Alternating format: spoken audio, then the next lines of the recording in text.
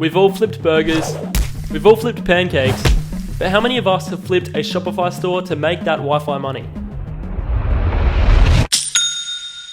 In today's video, I'm going to be talking about how you can buy and resell Shopify stores to make a profit. This isn't something that's talked about too often on YouTube, and there's definitely a grey area on whether or not this business is viable. But let me tell you from first-hand experience, it definitely is. And yes, thank you for noticing, I did in fact get another haircut. The barber has killed the game with this week's mushroom cut. So for the second time on this channel, let's give my barber a round of applause. Come on, give him a, come on.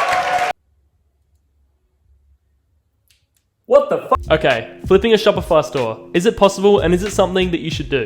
Well, I've been dropshipping for over 2 years now, but before I started going hard in the dropshipping side of things, I built and sold Shopify stores to make an income. I talked more about this in my first video, which I'll link up here, but in the beginning when my budget wasn't huge, I started building Shopify stores for clients to make a little bit of money. I would build a store, get a few sales on it, and then sell it again. And then I could take that money, buy another Shopify store, get some more sales to that, and then flip that one for a higher price. The idea of buying low and selling high really does apply here. And buying a store for $300 and flipping it for $1,000 does happen all the time. If you start doing this on a consistent basis and stack those $700 profits on top of each other, they really do add up. Like myself in the beginning, I see a lot of people trying to flip stores to build up a budget which they can then use to start another online business. And although this can be a super good way to multiply your money with a small budget, this can also be a standalone business model, which can actually be scaled up pretty high. Flipping enough stores could no doubt bring in 10K per month profit, and if you start to flip even bigger ones, you can definitely climb the 6-figure income bracket with this business. I'm hoping that from this video, you can all go out and make a quick buck flipping for yourself. So without further ado, let's get into how this actually works.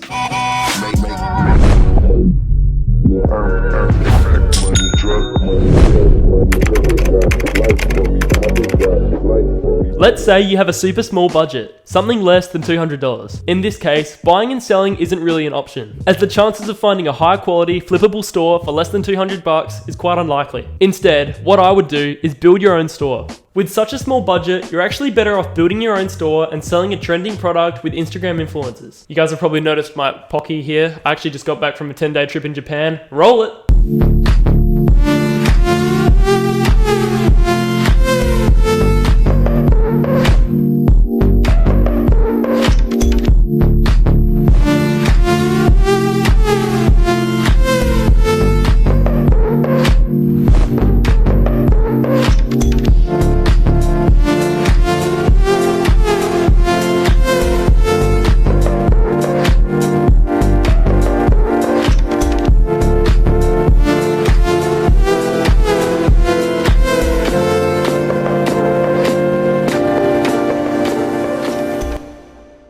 This is literally the only thing I brought home, so that's pretty cool. Anyway, starting your own store and advertising with Instagram influencers. If you can get your website to $500 to $1,000 in sales, you are now able to sell your website as a whole for at least a few $100. I've sold stores in the past that have only $2,500 in revenue, and I've sold the store itself for over $2,000. If the store's performing really well and you have a good selection of products, you don't need heaps of revenue to get a good price for the website. Obviously, the more revenue, the better. But in the case of a $200 budget, if you were to start the store with Shopify's free trial, then spend $14 on a domain, use a free theme, not use any paid apps, and spend heaps of time doing product research to get the best selection of products possible, you then have money to pay for an Instagram influencer shout out, which will then drive traffic to the website and hopefully sales. Ideally, you did such a good job of product research and sold something that was super trending, and the ad that you placed with an influencer actually profited. You can then use those profits to buy a larger shout out on a bigger page and then generate more revenue. Before you know it, your store has hit $1,000 in revenue or more, and you now have a store that you can sell for a pretty decent price. Obviously, it's not that easy, but I get a lot of questions from you guys asking what you should do with a super small budget, and for this type of business, that's definitely what I recommend. Say your store has $2,000 in revenue and you get $600 as the selling price for that website. You now have a $600 budget which you can use to buy another store and flip that one as well. Now, if your budget isn't this small and you're looking to find potentially high valued stores for a good price, this is what you do.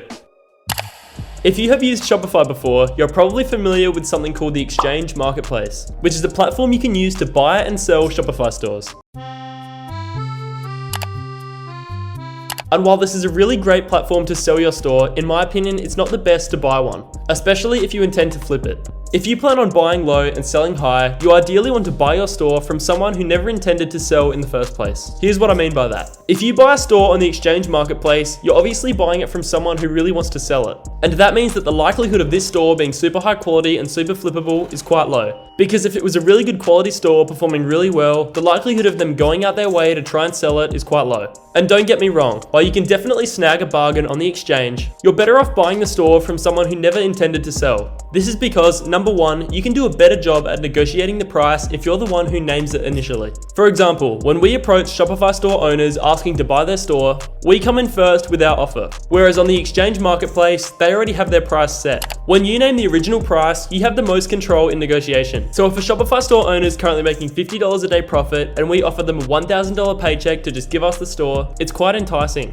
You may think that they can make that money back in 20 days, but the idea of sitting back, relaxing, not having to do any more work on the store and receiving $1,000 can be super convincing. I know as a Shopify store owner myself, I've received so many offers from people wanting to flip my store in the past. And there's something about walking away with a lump sum which is just so enticing because running a store can be pretty hard. The second reason it's better to buy a store from someone who didn't originally intend to sell is because the store is usually much better quality. I touched on this before, but chances are if you buy your store from the exchange marketplace, you're getting a store which is dying. Most people on the exchange don't sell stores which have a bright future because in that case, they're just better off keeping it. But if you approach a Shopify store owner directly with an offer, you can usually get a much better store which is performing well compared to those on the exchange. The better the performance on the store, the more potential to flip it in the future. Now, how do you go about finding these store owners? Well, there is no better place than Mark Zuckerberg's reptilian castle, Facebook. But it is going to bother you because you're human, and I was human. I am human. Utilizing Facebook groups will definitely be your friend here because you can contact the store owners who are making posts in the Facebook group and chat with them directly. You can ask them about their store and say that you're really interested in picking one up. You can say that you have money ready to buy a store today and you're wondering if you could take a look at their analytics. If you see a store that's climbing in performance and has a product range that you think has some longevity to it, make them an offer. You will ideally want stores with at least $1,000 in revenue, if not more. And if you're wondering what the set price should be that you offer someone for their store, there's no real answer to that. I recommend doing a little bit of research on their product range and seeing if they're selling things that have longevity. And think about if this is a store that you can on-sell in the near future. Remember, we aren't buying to keep the store, we're buying to sell it. Once you pick up a store, you'll likely run a few ads to it and try and increase that revenue. Then, as soon as you can, sell it off again. Now, I'm going to talk about a hypothetical store selling scenario so you guys know a little bit about what to expect if you decide to flip a store. So, say for example that I'm part of an e-commerce Facebook group. And in this group, there's a lot of Shopify store owners posting their results and asking questions about stores. You will know that for the most part, these people who do post have their own Shopify stores. And for that reason, you can contact them and learn a bit more about their store and then potentially make an offer. So in this situation, say I contact someone who's running a store and that store has $3,000 in revenue. Every month, it's consistently making more and more money and the profit margin is around about 30%, which keep in mind is extremely high for a dropshipping store. I know that my own Shopify stores only do around 15 to 25% in profits on a good day. So if you come across something that's consistently doing 30%, that's definitely something you can flip. People go crazy for a store doing those type of numbers and you'll get a lot for that on the exchange. So in this case, this is a store that I would definitely want to make an offer on. For a store that's got $3,000 in revenue, I would likely offer somewhere between $500 and $1,000 to buy it. Say for this example, I make an offer of $750 for this store. And the owner's been talking to me about how much he hates running the store, how much time it's taking out of his day, so he is happy to sell it. But he wants a little bit more. He bargains me up to $900. And with a store that's doing consistently better month over month with a super high profit margin, $900 is still okay, so I take that deal. I have now purchased this store for $900 and now my best move is to try and increase that revenue as much as I can. So now what I would do is continue running his winning marketing campaigns, whether that be Facebook ads, Instagram ads, or anything. You can run these ads for as long as you want, but in this example, I ran the ads for 1 month, scaled them up a little bit, and got the store another $3,000 in revenue, which over the period of a month is about $100 per day in sales. I was able to maintain that 30% profit margin as the products on the store are really good, and so now it's time to flip the store. In a scenario that's as good as this, you could continue running the store and not flip it for ages. But in this example, I want to flip the store as soon as I can, so I decided to do it now. After me running the store, it now has around $6,000 in revenue with a 30% profit margin. I decided to put that on the exchange and list it for $2,500. Because of the amazing stats of the store, I get quite a few offers willing to pay me the amount that I want, which is $2,500. And so I take that deal. When you sell the store, the exchange takes a little bit of a percentage of that. So say for example, from the $2,500, I walked away with about $2,200, which plus the $1,000 in profit from the month I ran it after I bought it, because we ended up doing $3,000 in revenue with 30% profit margins I made about $1,000 in that period. So $2,200 plus around $1,000 is around $3,200, which means that in your flip, you turn $900 into $3,200 for a profit of $2,100. Keep in mind that this is all hypothetical and a very good scenario, and you may well buy a store that doesn't retain its value and make a loss on it. That does also happen. But what I've just explained to you is also a scenario that happens a lot, and flipping Shopify stores really is possible, especially if you decide to run them for a little bit after you bought them to really maximize what you can get in the future. I really hope you guys have taken away something from this video and maybe consider doing this for yourself. I know with a super small budget, starting your own store and then selling that a little bit later is a super good way to build up enough money to start doing something like dropshipping properly. In my opinion, you can't really do dropshipping to the best of its ability with only around $200. So if you can flip your way up to $500 or $600 or even more, that's the best move in my opinion. So guys, I hope you enjoyed the video and took away a bit of value. I apologize for the 2-week break of uploading. As I said before, I was in Japan, but never fear, I'm back to keep uploading on a consistent basis. Step aside, Tal Lopez, the new king of YouTube, is back in town.